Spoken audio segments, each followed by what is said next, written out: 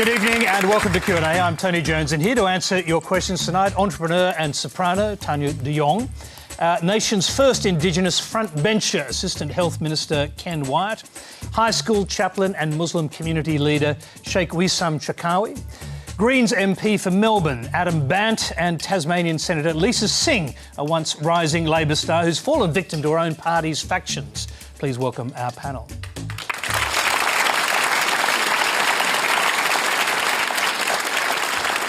We've got a lot of great questions tonight. Let's go to our first one. It's from Alice Dung. So my question is, what is it about the Islamic religion or people that makes them susceptible to radicalisation, and what can be done to mitigate this? Wesam Charkawi. Thank you, Tony, and I thank the questioner. Can I first start by saying that this tragic event has touched the whole community. We too are grieving with the victim of this awful crime. Our faith teaches to withhold our hands from breaking the branch of a tree, let alone taking the life of a human being, which equates to taking the life of humanity. And saving the life of one amounts to saving the life of all. These are bedrock principles. This is a complex issue. And in reality, it's a human problem, and it requires a whole community effort. It requires a holistic effort. I'm on the ground and I speak to a lot of these youth, and I can tell you that the reason why it requires a different way of doing things as to what we've previously done is because I'm seeing a lot of identity issues with the young men and women, and I keep hearing from many on the streets and in the schools that I visit that they tell us that we don't belong. They say that we're not part of the Australian society, we're not part of the Australian community, that we're terrorists, that we're extremists, that our religion is one that is of destruction and loss of life and so on and so forth. Now, you've got to remember that these people were born into the age of terror and they're being told that they don't belong. What that leads to is to marginalisation and isolation. And if you add that to the mix of the propaganda that is being put forward by the groups like ISIS, it's a very dangerous mix. And so you see that it requires a whole of society effort, and that's the reality of it. We can't just do what we've done in the past. It really requires everybody to get on board. Wesam, do you have a clear idea how a 15-year-old boy like Fahad Jabbar can end up so full of hatred and in a very quick space of time be radicalised to the point where he is ready to kill someone? Look, we don't have all the answers. I mean, we too are grappling for answers as to how this young man got his hands on a gun and who was involved in this person going down that track. But what I can definitely tell you is that, yes, we are seeking the answers, and the community isn't stuck in the mud. They are really addressing this issue, and they're on the front lines in addressing this issue. As to how that happened, we don't know. But what we do know is that there is a definite problem of isolation, marginalisation. We are talking about propaganda online, where one investigation that was done by the government came up with the findings that some of these kids could not tell the difference between what was truth and what was propaganda. And governments themselves around the world, Australia and abroad, are grappling to counter the narrative online. So it's a problem that not only governments are grappling with, but also communities. And so that's why it needs a holistic effort. As to how this whole event unfolded, we don't have all the answers, but we'd like to know. So we could remedy these issues, because this is an issue that needs to be remedied, and it needs to be remedied because if we don't, then we can't break that cycle that we've been seeing over and over. Let me go to Ken Wyatt. The question implied, I suppose, that the problem is in the religion. It asks why, what it is about this religion that makes it easy to radicalise people, and it says what can be done to mitigate it. First of all, do you agree with the premise of the question? No, I don't. I think that what we've got to seriously consider is that disaffected individuals or young individuals who are isolated turn to somebody for companionship and for somebody who will reach out and take them into their realm of being. And I think one of the problems we have is that a community must be involved. It's not only just the remit of government, and I know that Malcolm Turnbull has met with you and the Muslim community, because it is about the tiers of government working with the community, and that means not only the Muslim community, it means Australian community as well, because this becomes a community issue that we all have to become involved in. And the challenge that I sometimes grapple with is that we have individuals who do the wrong thing, but we never take the vilification of a race of people on those matters.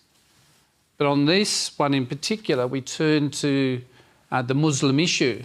I think it's more of an individual issue and the types of supports that we've got to offer. And that's why government is committed, and I know that both the Prime Minister and the Leader of the Opposition will be meeting with Muslim leaders to talk through what it is that we do collectively. That's actually happening tomorrow, that initial meeting, and then of course there's a big summit on Thursday, which is meant to really start coming up with some solutions. Do you have any idea, Ken, what's going to be proposed at that summit? No, but I think there's got to be open dialogue, there's got to be open minds, and there's got to be a commitment that we want to collectively do something together. But also it means that the debate that we have within the community shouldn't be just focused on a religion. Can I just add to that? This is a very complex issue. This is a human problem. If we take this issue and we restrict it to the Muslim narrative and we say that this is a Muslim problem, what happens is you can't then step back and look for other empirical evidences as to any underpinning or driving forces that may be at hand here. This is a universal phenomenon. You know, terrorism did not begin with September 11, and neither did it begin after the Cold War or Munich or Oklahoma. This has been a universal problem. It's a cyclical problem that has touched every age and every religion. And we have to look at it in terms of what are the other driving factors that are influencing this very issue. And I think if we just simply restrict it, we're never going to end up breaking that cycle. Let me just ask you a quick question as a follow-up to what we were talking about before. Are you aware of this phenomenon of ISIS or Islamic State sweet talkers, people who are getting somehow to young Muslim kids and managing very quickly, according to the experts, to radicalise them, to turn them to violence?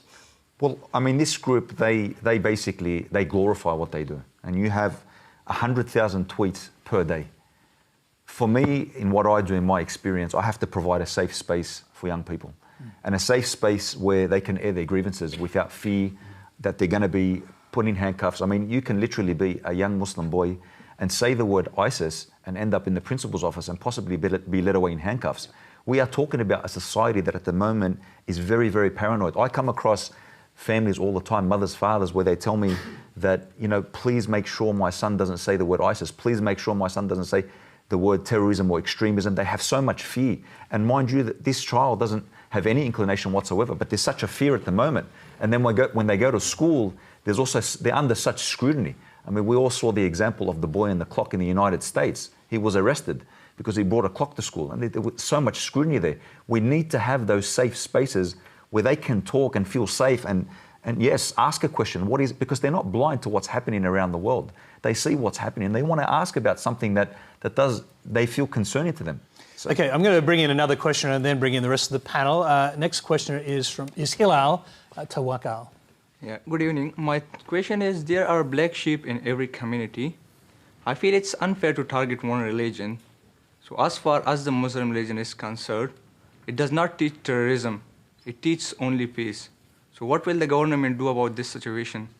Okay, I'll start with Adam Band here and we'll hear from our other panellists. Yeah, look, when you come into Melbourne down the Tullamarine Freeway and you get to those yellow and red sort of cheese sticks over it, if you look to your right, you see a big tower block, and it's a public housing block that's in my electorate in Melbourne, and 50% of the people in that public housing tower block identify as Muslim. Now, I've never felt more welcome there than I have anywhere else.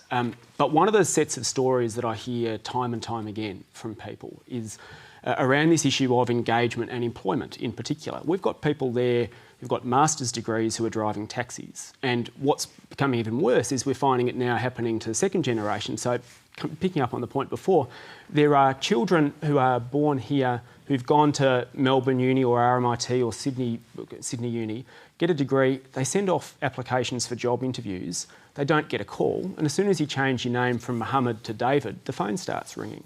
And then when people are feeling that, and when they're looking at their parents going, well, you've worked really hard and you don't seem to find meaningful work, then we, I think, ourselves as a society are helping create some of the conditions that make it easier for others to then come along and say, see, this society doesn't have a place for you.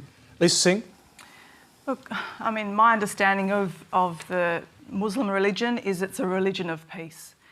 And I think it's a shocking thing what has happened, you know, halfway around the world where a group of terrorists have basically hijacked this religion for their own aims to commit heinous crimes.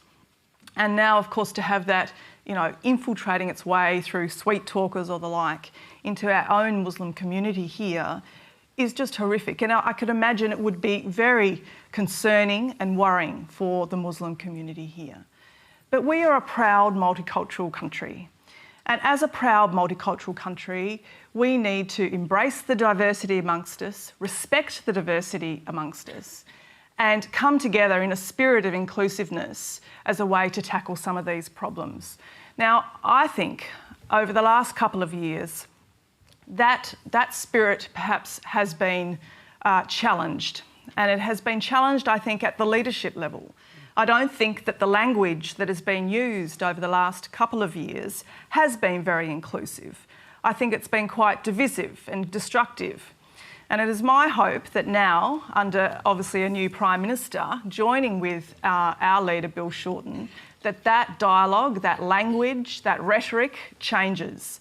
And it comes back to the proud multicultural country that we know, of inclusiveness, of respect for diversity, of ensuring that each and every one of us, no matter what your religion, what your background, you can make it in this country. I want to hear from Tanya de Jong before we move on to our other questions, and I'll get everyone to keep their answers a bit shorter so I can get through more questions. Sure, yeah. So if we want to create a healthy, happy, inclusive and innovative Australia, then we need to empower every voice, as Lisa's just stated. And that means that we need to remove the labels, the us and them. We need to remove the boxes and the walls between us, and we need to start building bridges of understanding. Everyone longs for this place to be their home, to feel a sense of self, a sense of belonging, to find their true voice here and to feel respect. And we can create this, but at the moment, your question was about the government. And at the moment, we have a fairly top-down, siloed social welfare system. And what we need to do is create a system where our social problems come back into the communities, because we as citizens can solve these problems together. And the top-down, siloed approach hasn't been working. OK, we're going to move on to some other questions on the same topic. The first one's from Jack Deegan. How do we expect Muslims to immigrate to Australia as refugees and assimilate properly when a Muslim leader in Parramatta has been here for 18 years and does not speak English? Surely he must be interested in assimilating, and it just carries on from there that the people that come into this country would be influenced by him. It just seems wrong. Wesam. Look, I think at the end of the day, what's important to remember here, and I thank you for your question, is that we want the right messages being put out to the community. Can you imagine that somebody spoke the language of English very well and put out a dangerous message? I mean, that would be far worse. So I think the objective here is to look for a positive message that has great impact on the community. And I have heard that being articulated before, and I have read some articles about leaders or not leaders having to speak the English. Well, it was articulated today by the chairman of the Parramatta Mosque, Neil El Kadomi, who's come out and said we need a mufti who can speak English, frankly. Yes. I mean, is he right? I mean, is it really difficult to communicate with the broader public about what your message is if you have a Grand Mufti who doesn't speak English? Well, again, you have to look at the Mufti's messages that he's putting out, which are very, very positive. And the Mufti guides and he basically instructs all of the imams and scholars. And that has a cascading effect. And I'm an example of that. I mean, he's had a positive effect on me, and I speak English. And, you know, how long we may one day have a Mufti that speaks English. He is a great man. How long did Australia wait to get a female Prime Minister? We could also ask. We waited a long time for that. Yep. And look what happened to her. Anyway, actually, the other part of that question was about assimilation. Adam Badd, I'm going to bring you in on that. The suggestion was that the Mufti not speaking English prevents assimilation. It's not a word we hear often these days. What do you think about the idea? I'd say I've met a lot of older Greeks and Italians and Vietnamese people who, when you've got people in their 60s, 70s and 80s, a lot of them don't speak great English either. But the thing about coming to Australia is that the values in Australia rub off. And I think they're increasingly rubbing off on younger generations. And never have I met, from my experience in Melbourne, dealing with members of the Muslim community on quite a regular basis, never have I met a group of people, to make a generalisation, who are so keen to find good jobs and to put their kids through schools and get education here. And the biggest thing that we find is having to deal with the barriers to getting that happening, the barriers to employment that I've spoken to before, or the barriers about feeling included. I think before we go and point the fingers at others, I think we have to have a little bit of a look at our own backyard and make sure we're doing everything we possibly can to make people feel included. Tanya. Yeah, I mean, I think that it's imperative that people do make an effort to speak English. I understand that older generations will find that more difficult. But I think that with new refugees coming into Australia, it probably should be a condition of coming in that people actually do make a commitment to learn English, because if you don't speak English, you're going to lead to ostracisation, isolation, you're going to be discriminated against, and you're not going to find your true voice in your new homeland.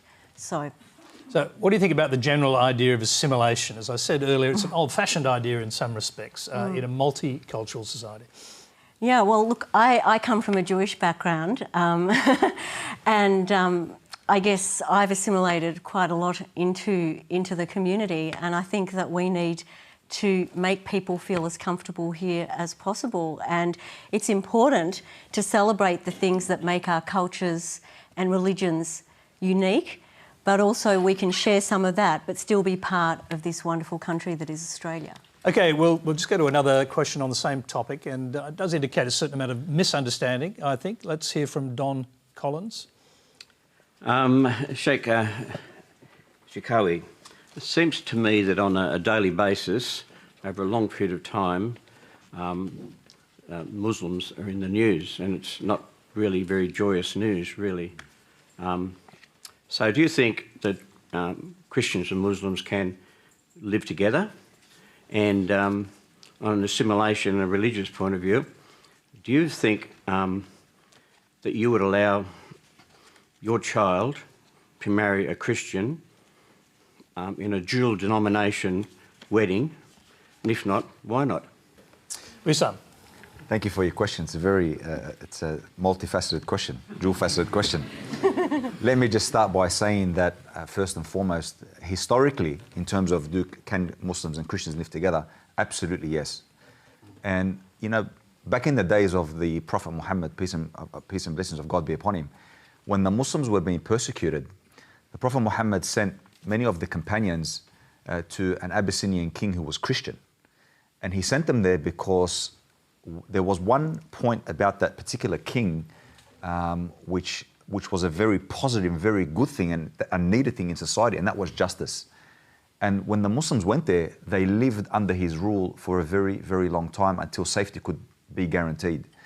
Even we have further examples where even Christians, they came into the Prophet's mosque and they were allowed to stay there and pray there. There is absolutely no obstacle to Muslims and Christians living together. And this has happened historically, and I can cite you many, many examples. I mean, that's really an underpinning and bedrock principle that we have, that we can live together. And if somebody needs my help, I certainly don't ask them, what faith do you belong to? If somebody, is a poor man, I don't ask them. It's not about faith, but rather it's about humanity. And that's what it's about. And that's what we've been instructed to do. And we can live side by side. I know Christianity also has very, very moral principles, just like ours. They're universals that we all accept.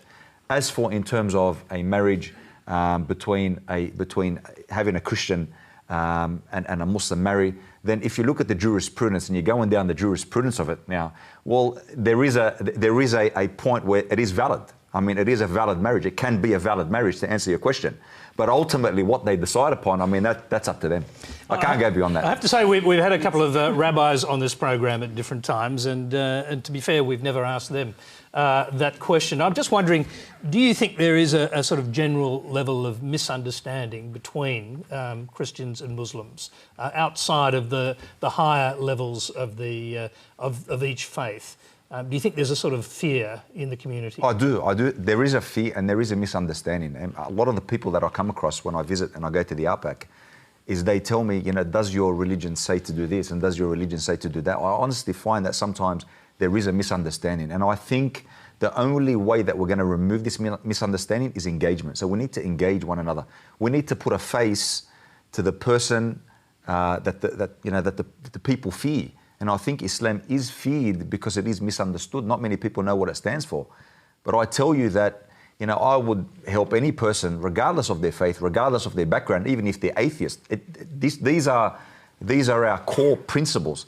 And so this cannot be disputed. But yes, to go to your question, there is a misunderstanding by many because of the information that they okay, let's just very briefly, on the other side of that equation, these young kids who are being radicalised, possibly by ISIS sweet talkers here in Australia, possibly online, maybe both.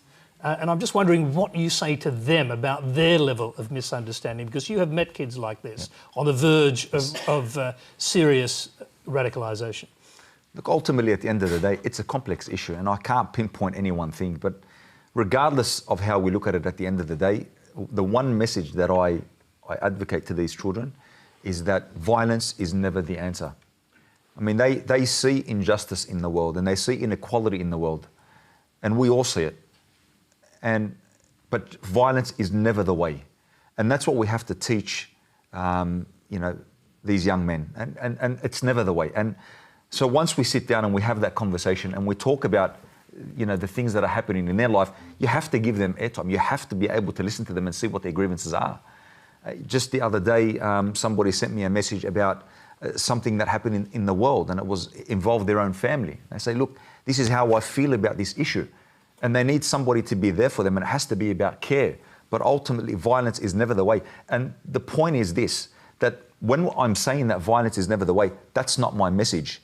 Islam preserves the sanctity of life, and that's the message that I give to them. I give to them the message of Islam, which is it preserves the sanctity of life and not the opposite. And this is very, very important in any conversation that we have. All right, we're going to move on to another question. We will have a slightly different angle on this discussion. They'll bring in the rest of the panel again. It's from James Fry. Young, confused and alienated from the mainstream society, I was looking to make sense of what I found to be an incredibly confusing world. I thought I found the answers I was looking for. As a young teen, I joined a violent neo-Nazi group. Had it been today, I'm sure I could have just as easily been persuaded by Islamic fundamentalists. History shows us that though extremist ideologies may come and go, those who carry out terror in their name tend to be always the same, young, marginalised men. So why does our government's so-called counter-terrorism strategy continue to focus on the failed approach of sending troops in to fight counterproductive wars, when that money could be reinvested back here in our education and mental health services so that we could reduce the available pool of young men and women who are susceptible to radicalisation? Now, I'm going to come back to you in a minute, James. I'll start with Adam Babb. James, that's a great question, and thank you for your honesty.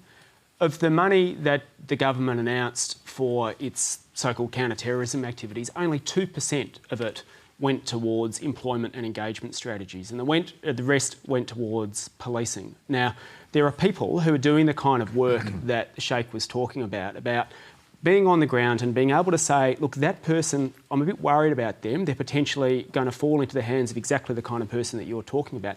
But at the moment, most of them are doing it on a volunteer basis. And the resources that they did have before have been stripped from them. So, A, we need to support the people on the ground who are doing the right thing and put resources. On the question of foreign policy, I think it cannot be denied that one of the recruiting tools of some of these kind of groups is to point to the way that countries like Australia act overseas. We're talking about, look at Syria at the moment. We've got millions of people fleeing a brutal dictator in Assad, and front page of the newspapers were talking about potentially cozying up to him and saying, look, let's just do a deal with him. And that kind of stuff, or you look at what happened last year in the conflict in Palestine, where the conflict involving the Gaza Strip, and you had a couple of thousand Palestinians killed and about 70 on the Israeli side. Now, both actions have been condemned, but our government stood silent.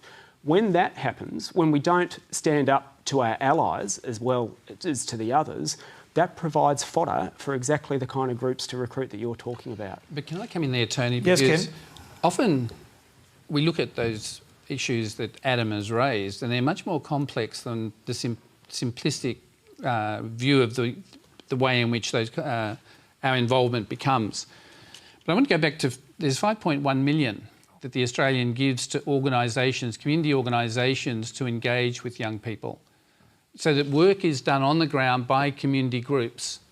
And when I look through the list of all those community organisations, they are groups that are embedded within the communities from which young people come from. And I think they're important ones. But I want to go back to another step, and that is, we've also got to identify in the schooling process those young people, particularly males, who become isolated in the course of their early years of primary schooling through to their later high school years. Because by not intervening and preventing some of the bullying they experience, some of the tensions that are created because of ethnicity, or because they are ignored, then we fester at that level. So there is a need to go right back to the ground roots level of educational Ken, pathways. you're really talking here about racism, I imagine, or, Look, racism or is an cultural element. antagonism at the very least. Well, cultural antagonism is a problematic issue, and I'm sure the Sheikh would see that in the work that he does, but it's something that we've got to come back to and grapple with that.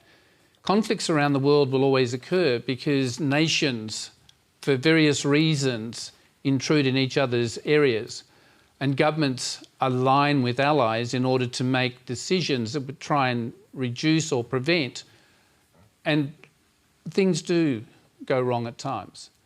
But we've also got to come back within our own community and focus on what needs to be done. I just want to briefly hear from Wesam on that particular issue, because the latter part of that question basically pointed at Australian foreign policy and military strategy. Look, it's very, that's an important question, and I suppose if we can take a model, I mean, in Australia, domestic violence is tackled through, they tackle mental health issues. They provide awareness campaigns. They counter the narrative, and they have support services. So they do that in a way that doesn't demonise all men. And I think that's how we have to start looking at this issue. We can't just really, narrow down the scope of things to one side. In terms of the funding, sometimes some things can be fixed for free. If you change the language, I mean, this can have a profound effect. Do you sense, by the way, that what the new Prime Minister, Malcolm Turnbull, is doing? Absolutely. Do you sense the change of language will mean a change? I do feel the language, in the way people feel about it? Yes, I feel the language is far more inclusive rather than exclusive, and I think that's very important because it has a big effect.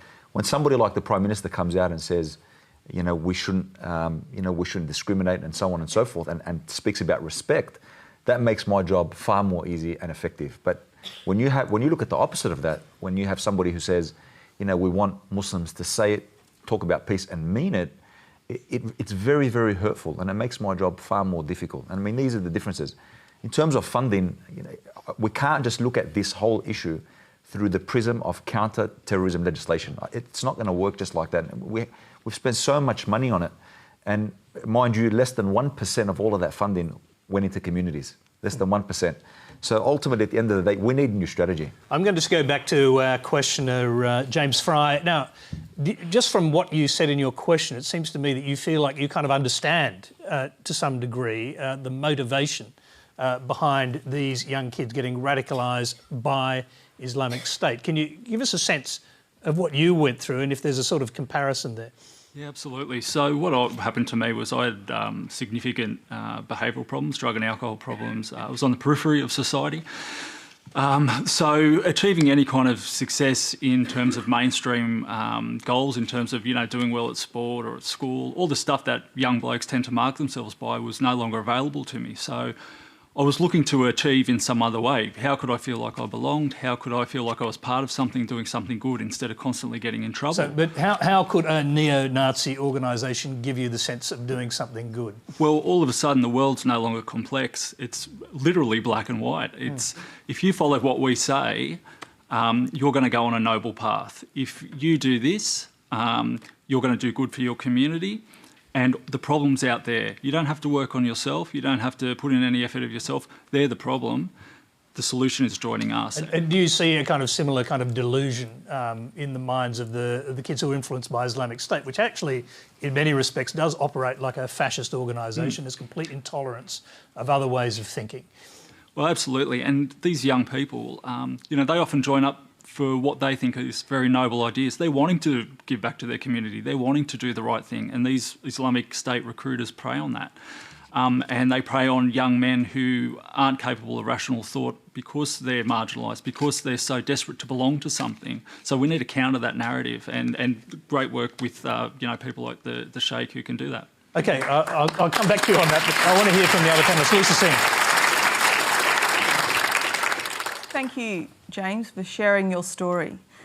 I think what we have learnt so far is that whilst we can have programs which do aim to provide that, you know, inclusion and cohesion that we need, I think we need to be very careful with the language that we use around that. And I think at the moment, you know, calling a program you know, counter-terrorism program or de-radicalisation program is probably not the best use of language to actually, you know, bring the people that we need into that program and into that environment. What would you call it when obviously well, I mean, everyone's talking about de-radicalisation when faced with the problem of radicalisation? I think it's very negative language, Tony, and I think if we used language like, you know, social cohesion, you know, reintegration. I mean, in Denmark, they went through a similar experience. They had, you know, a rising number of radicalisation going on with their young men, and they went from a complete change from this kind of condemnation to integration, and it was all an integration approach. And I think we can learn from that. I think that is the kind of language that we do need to focus on. But also, you know, quite rightly so, we have had a lot of a focus on national security, and now we do need to back that up more with social cohesion programs. So, you know, Nelson Mandela once said, you know, people aren't born to hate, they learn to hate. And if they can learn to hate, then they can learn to love. But we need to value our young people, make them feel included in the community and the society that they live in Australia, so that they know that they are loved. And that starts not just with a program, but with obviously their parents, teachers, police, community leaders, politicians. All of us have a role to play here. It's not an easy solution, I know, and the Sheikh's described the complexity, but I think we need to start by being very careful with our language and having an open heart and an open mind to this. Tanya. Yeah, well, I couldn't agree more with that comment. And I think that if we don't give people a voice in life that is meaningful and connects them to the community, and if they don't feel a sense of belonging, that they will act out and they'll actually find a voice in death because they don't value themselves and they don't value other people's lives as well. So we need to give people a voice. And the way that we do that in a social inclusion program called With One Voice is we bring together all the diverse people in our community, as Lisa has described. We bring together people like all of us here, doctors, lawyers, teachers, with people who are less fortunate, migrants, job seekers, people with depression and disabilities of all faiths and all backgrounds, aged 9 to 90. And together we make up this incredible community. Not only do we sing together, but we have a wish list and we create supportive networks that help one another. And we all feel like we're part of the same family, and all the barriers between us start to disappear, and we realise actually we have a lot more in common than we have differences between us. And can I say it works? I've sung in one of those choirs. My very bad voice was drowned out by everyone else's doing really well, which was great. Oh, thank you. I think the other issue that we've got from the government's perspective, and I'm not just talking about the coalition government, I'm talking about the previous Labor government as well, is that Australians expect their governments to protect them. So when an event occurs, measures are taken to give not only comfort, but also at the same time put in place whatever systems are needed to ensure that all Australians live within a safe country. But the other part that we haven't really dwelt on is that whole inclusion element, the re-engagement and bringing people back into a community. I think the whole notion of community in many senses, Tony, has changed. In large cities, we talk about living in a suburb. We don't talk about living in a community anymore. In a country town, rural country towns, you live in a community. People pitch in and help each other. I don't see that in capital cities, and that's some of the dialogue we've got to have. To be fair, Ken, there was some programs and some money with that in your first budget. You took it out, and now that we've got a better Prime Minister, maybe you can put it back. No, but there are budget constraints too, Adam, and you know that. And there's an obligation. Okay, all right. Let's not go there just for a minute, because I want to bring Wesam back in to finish us up on this section. And look, I suppose this is all very well, and the inclusion programs and all of that sort of stuff may work quite well for the young kids in danger of being radicalised. What about the hardcore recruiters? What about the people who've already made up their minds, who are not prepared to change at all? Is there any way of reaching those people, changing them, or, as some have suggested, including the Prime Minister, do they just need to find another place to live? Look, I mean, as for the language, love it or leave it, I mean, my job is to care for these youngsters. That's my job. I have to care for them. We can't shift the discussion, because if we just shift the discussion, then how do we ever break the cycle? I mean, it's very easy to just say love it or leave it. But how do we ever address this issue? We never end up addressing this issue, and that becomes very, very problematic. So we have to address the issue. I mean, love it or leave it. I understand. I really understand that people are frustrated, and it's, you know, that event that occurred, I mean, it's an event of great proportions. I mean, this is something that you know, saddens everybody. And so I understand why someone might feel the need to say love it or leave it. I get it. Including within your own community, which is why I made the point. Malcolm Turnbull said it, yes. And so did the chairman of the mosque in Parramatta. And I understand that, but ultimately at the end of the day, it is about really saving these kids from harming themselves and harming others, and we have to do that. Otherwise, you know, it's easy to say love it or leave it. It's easy to say love it or leave it, but it's difficult to actually How do those deal with kids respond to that kind of language, just out of interest? Well, I mean, being told that, I mean, again, you're already dealing with kids who have to justify their identity of where they're living. I mean, people who are already in this, and I'm talking very generally here, that people who already live in this country are already struggling with their identity. And so young kids already have to justify their identity of where they live. Australia is the only home they know. And so being told to get out, this is not your country, I'm speaking very generally.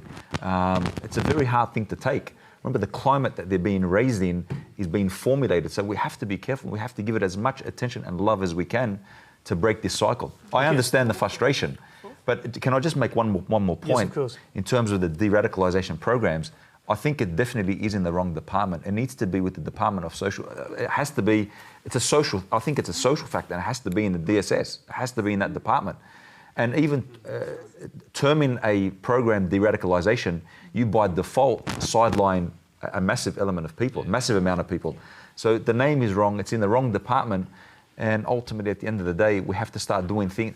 We have to listen to our academics. We have to listen to our researchers. We have to listen to our community. We have to be genuine partners in this. It has to be a holistic effort if we're going to deal with the problem at the end of the day. OK, we have to move on. Now, remember, if you hear any doubtful claims on Q&A, send a tweet using the hashtags FactCheck and Quanda.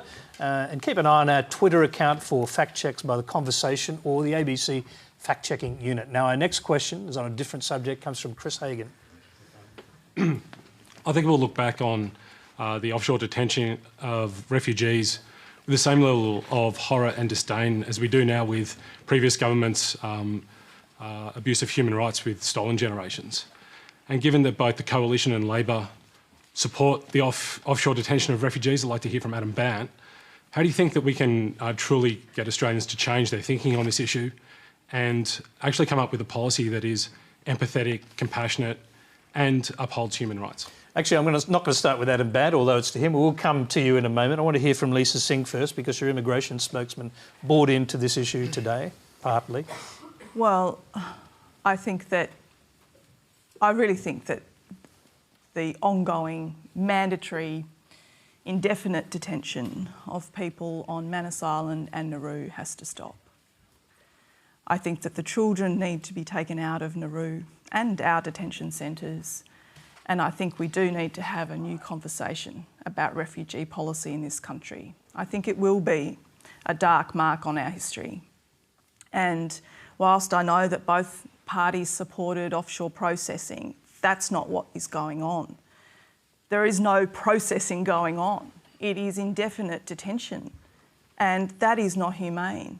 These are people that have, fled persecution. They are refugees. They've been deemed refugees, and yet they've been left languishing for years now, a couple of years now, on Manus Island, for example, with no end in sight about settlement. And there's been a lot of questions put to government as to why this has not occurred. Both governments, obviously. Well, so we were processing, Tony.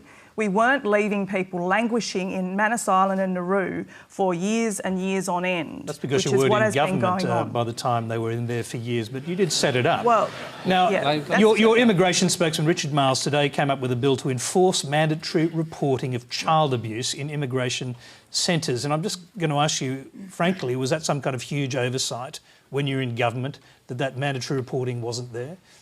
No, what has occurred is in the last couple of years we've had, child abuse going on in Nauru to children. And so what Richard Marles, our immigration shadow minister today, has put in place is that if we are going to have children in detention, which we would prefer not, then we certainly don't want them abused. And if they are going to be abused, then we certainly want to know what's going on. And at the moment, we don't know that. So that's why that legislation is important. But the better outcome is to not have children in detention to start with. And that's what we need to be moving towards. Adam Badd. Look, Labor set up these detention centres and said that we're going to put kids in them. And as a result, we now have these appalling situations where doctors are saying, I am not going to send a child back there because to send a child back there is to cause them harm. And as a doctor, my duty is to cause no harm. And they are saying that these places that are being funded by us as the Australian public and going on in our name, they're essentially mental illness factories. Now, no one wants to see people dying at sea. But I refuse to believe that our only choice is between people dying at sea and child abuse. I refuse to believe that. As Australians, I believe that we are a generous people and we can find a better way that allows people to come here through safer pathways so that they don't die at sea and so we don't lock them up and destroy lives. And I think in a generation or two's time, probably even sooner than that, kids are going to be saying to their parents, well, what did you do while children were being locked up and lives destroyed? Ken Wyatt. Tony, I want to come to that point because I want to remind Adam that he was part of the Rudd Labor government's strategy around the detention centres. When we came into government, there were 2,000. That's not true. There were 2,000 children within Nauru.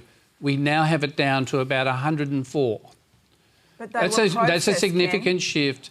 They are still being processed. They weren't left languishing for years. Yes, they were. No, they weren't. OK, Lisa, he listened to you, and we're going to let him have his say now, OK? And the process that Peter Dutton has in place means that people are being processed.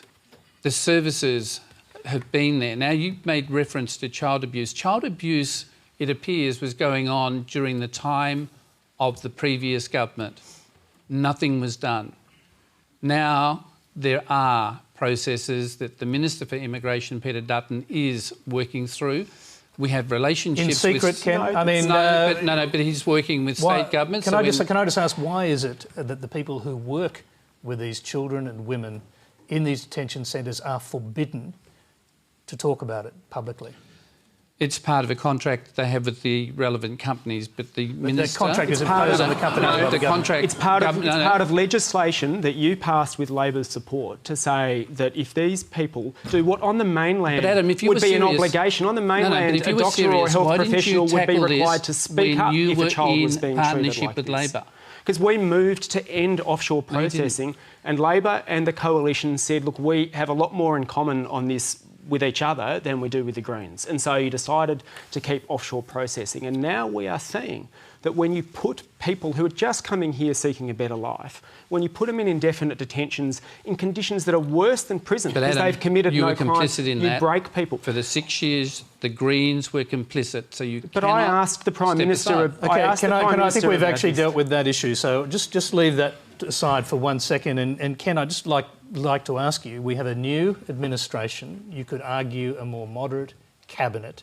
Will we see a change in this position? Because there is now a strong movement to suggest, and those doctors and nurses, in fact all the hospital staff that came out over the weekend were clearly part of that, of people saying it's long enough to have kept these people permanently incarcerated because they've tried to come to this country, many of them as refugees. What is the government, your government, going to do about it? What do you think they should do? Look, Minister Dutton is working through a number of issues. The processes that he's putting into place is moving towards the transferees having freedom on Nauru. We will continue, and we make no apology for this, we will continue to take a hard line that enables people smugglers to cash in on the misfortunes of other people. And if we open the floodgates like Labor did, then we were tackling the same problems. So there is a need to have in place strong measures that we will adhere to. Certainly children in detention is something that no government likes. And hence the reason we've moved from 400 now down to 100. Okay. Is there any kind of timetable around this? And the question that people really want to know is, are these small group of people relatively going to be made a permanent example of? Because clearly being put into detention for trying to come here was to make an example so others would see it and not come. Can that example be a permanent state? Well, it wasn't an example. It was Australia saying we will determine who comes here. People of poor character, we won't accept. People who are genuine refugees, we have accepted. We accept 13,000 plus refugees from UN and HRC refugee camps, and we process them. We've made the same comment in terms of Syria. Sure, but I'm just making a very simple point, which is that at some point the government said no more. Anyone who comes will now be put in an offshore detention camp. That was done by the previous government. You've continued it. Will it be a permanent state for them? I think in terms of anybody who comes by boat, they will go through a detention process so that we take them through a criteria selection in which we then determine who comes here as the government. But why can't we let kids live in the community while the claims are being processed? Why do they have to be in mandatory detention? They're with families, Adam. But it's breaking them. It's killing them. But it's also, if you take them away from families, you run the risk then of a stolen generation if we take the concept of what was raised. So let them live with their carers once they've passed the security checks. Why do they have to live in indefinite detention that's breaking them and killing them? I just want to hear from the other panellists here, and Tanya, you've been listening to this. I'm interested in your view. Yeah, look, I think that keeping kids in detention is child abuse. My mother was an enemy alien in Tatura in northern Victoria, and she still remembers the barbed wire fence. And so we have to keep kids out of detention, period. Wesam, can I hear from you? Well, they're not criminals. They're just seeking a better life. I mean, they left where they were to come to seek a better life at the end of the day. And I think we should accept them, because ultimately, at the end of the day, historically, Australia, after 1945, you know, they drafted up a refugee convention, and Doc Evatt was pivotal in that. And so historically, Australia has veered away from its position from where it was and where it is now. They're not criminals. It's almost like a sense of injustice. And, you know, if I could quote Aristotle, you know, Aristotle said that justice is the willingness to go against one's best interest, even against the interests of the group to which one belongs, because these are the demands of justice. And I think this is what has to happen here. Okay, we're going to move on to a completely different subject. The next question is from Catherine Rowley. Diabetes is the fastest growing chronic condition in Australia. 280 Australians develop diabetes every day. That equates to one person every 5 minutes. As a mother of a diabetic child who has battled this disease for 7 years now, every day I go to work hoping she's able to stay stable whilst at school. Then at night go to bed hoping I can keep her alive.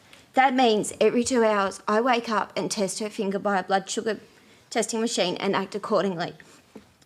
When will the government subsidise the proven and safe technology of a continuous glucose monitor for Australian diabetics to bring us into line with other countries and reduce unnecessary hospitalisation and the significant morbidity linked to diabetes? Ken White. There is work that is being done to address that issue. Minister Lay has been meeting with key stakeholders, meeting with parents, the Junior Diabetes Foundation, and both myself and Graham Perrott were chairs of the Diabetes, Parliamentary Friends of Diabetes, in which we lobbied very heavily, along with parents, for some changes to occur. Now, there is a national strategy that has been developed with a view to looking at tackling the issue of the rising number of Australians who are experiencing both type 1 and type 2 diabetes, and then looking at providing the access to treatments. There are a number of people who have accessed new technology that is making life much better, and certainly the point that you make is something that I had not had an appreciation for until we had a group of mothers come and talk to us about waking up every 2 hours, and when their child received the pack and the sensor, then it made an incredible difference. They were able to sleep right through the night. Can I just quickly go back to Catherine? How difficult, and how expensive, I suppose, would it be for the government to do this? In your case, would it be a hugely expensive undertaking for governments? And how much would it change your life? Well, as a single mum, it'd change it quite significantly. I can watch her from work and see what her sugar levels are doing. The current cost for a CGM is $5,000 per year, but it costs the government $14,000 per year to actually look after our children, look after all the diabetics through hospitalisation. So it would help prevent a lot of long-term complications. It would certainly give a lot of parents peace of mind. I know that I could actually get a full night's sleep. It'd just, decrease a lot of stress for a lot of us that don't sleep every night. We don't have jobs. I've only just gone back to work full-time myself because of financial implications. I can't afford to work part-time. I can't afford to stay at home and look after her. And a clear example of that was just last week. I pretty much got 3 hours sleep because for 8 hours I couldn't get her sugar levels above 4, which is dangerously low. We did go on a CGM for a trial last year, and in 1 week it actually saved her life 3 times. It alarmed to alert me that she was so critically low overnight that if I hadn't have acted, she would have passed away. OK, I'm just going to ask Ken, you're the Assistant Minister, but obviously you have the ear of the Minister and indeed of the Prime Minister. Is this something that should be tackled immediately? Yes, it is something that is important because of the number of mothers and fathers who are affected, but the number of children. And technology has advanced so much that it's an important way of giving comfort and assurance. Because it's not only at night time, it's also at school. And many of the mothers will say to us that the school will not administer the medication. The parents are required to go up there and be part of the treatment. And that is a strain on families. And the relationship between husbands and wives are also affected. So there is work that is being undertaken, and certainly there is a partnership with Diabetes Australia and with JDRF in making sure that these matters are being brought forward and for further consideration to be given within the budgetary processes. Ken, as the first Indigenous person to hold this kind of office, and for it to be in the health department's obviously very important. We're talking here about type 1 diabetes. There's an epidemic of type 2 diabetes in the Aboriginal community across Australia, and we're talking about very high rates of heart failure, of kidney disease, and even amputations as a consequence of that. Are you going to regard diabetes as a sort of cause that you will take on? It's been a cause of mine since I've come into the Parliament, and it's certainly a cause that I will continue working on, because I wasn't focusing just on the Aboriginal community, and I know what the rates are amongst our people. They're horrendous. The amputations that occur annually, people who I have known over a period of time who've lost a foot, has impacted significantly. So my commitment is there, and it will be worked through the processes of working with the department, and certainly working closely with both of my colleagues, Fiona Nash, who is the Minister with Rural Health as her responsibility, but certainly Minister Lay, who is the Minister responsible for health across all Australians. And it is a growing issue, and it is a global issue. If I just give you one stat, if diabetes was a country, it would be the 5th largest country in the world. That's how many people across the globe are affected. And so there is much work we've got to do. OK, we've got time for one last question tonight. It goes back to, well, hardcore politics, I suppose, and it's from Pelin Ursoy.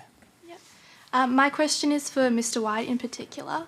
So on Saturday at the New South Wales Liberal Party State Council, Malcolm Turnbull's suggestion that the Liberal Party is not ruled by factions was met by laughter from the audience.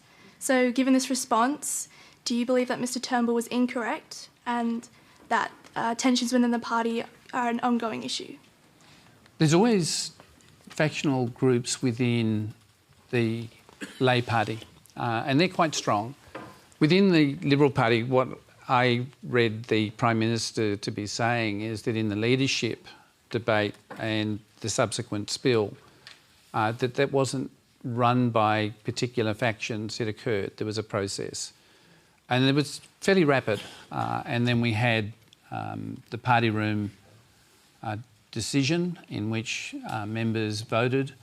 And of course, Prime Minister Turnbull won that leadership ballot. Did he do you think he sort of misspoke at this New South Wales Council meeting? Because he said there's no factions in the Liberal Party, essentially, and all the people in the factions out in the audience laughed at him. Yeah, I think he was talking about the parliamentary members. And certainly we have leanings across that continuum, like any party, where those who have left leanings and those who lean to the right, but often you work together for a common approach. And in that instance, I don't think that the time allowed for any factional aspect of the membership to ever come into play. It was about a leadership choice between Tony Abbott and Malcolm. And so on that basis, that's what he was reflecting. But certainly I know, and I saw the audience react to his comments. And to go back to what the questioner asked, does that mean there are still tensions within the party, and particularly around Tony Abbott's supporters? I think when you have a leadership change, there's always tensions, because there are people who gain, and certainly new portfolio appointments occur, but also change allows you to refresh a party. If we look at the history of all political parties in Australia, when there's a leadership change, there's often a change in the cabinet and assisting ministers. And that, in one sense, brings new talent in. It allows some of the others to have other experiences. But it's always, because somebody's exhilaration at being appointed to a cabinet role means it's somebody else's pain if they lose. And we've got to remember that. And it's a matter of healing people and bringing them back to the greater good of the nation and governing for Australians. OK, well, I'm going to quickly go around the panel. And Lisa, I'm not going to bring you up on the Liberal factions, because you've had your own problems with the Labor Party factions, indeed. Maybe you'd like to just reflect on the nature of factionalism in parties, and in your case in particular. Well, Tony, I think there'll be people who are watching you tonight wondering how the Labor Party could have done what they did to you. Look, I think factions are a natural phenomenon that occur in political parties, and obviously are very alive and well in the New South Wales Liberal Party, as we saw on the weekend.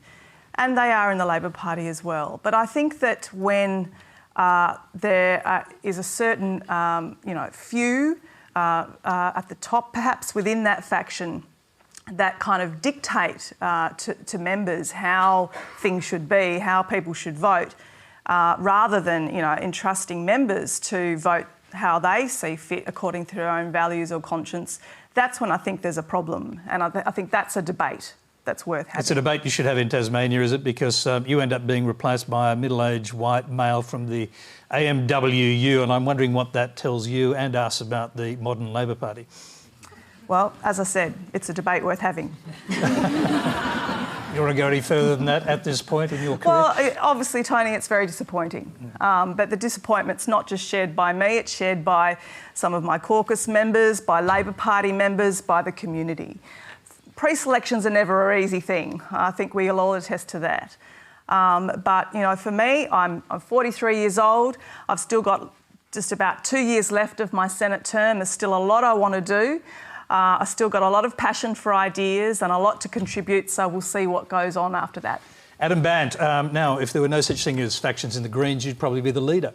Well, we have differences of opinion, we have groupings, but I don't think we have factions in the way that we don't call them factions, you call them groupings. Well, no, they're not factions. They're not factions in the way that someone from on high comes down and says, this is how you're going to vote. And factions are the reason that we're not having a vote on marriage equality at the moment. I mean, there are factions in the Liberal Party. The hard right helped put Malcolm Turnbull in, and they've got him by the short and curlies at the moment, and he's been required to say, I'm going to not have a vote on marriage equality. Factions in the Labor Party means that even though all three leaders of our political parties at the moment support marriage equality, we're not allowed to have a vote on it because the people in the Labor Party are entitled to go and vote and cross the floor as well. So I don't think they're a good influence on the political system. OK, we've heard from the three politicians. We are out of time, I'm afraid. That's all we have time for tonight. Please thank our panel, Tanya de Jong, Ken Wyatt, Wesam Charkawi, Adam Bant and Lisa Singh.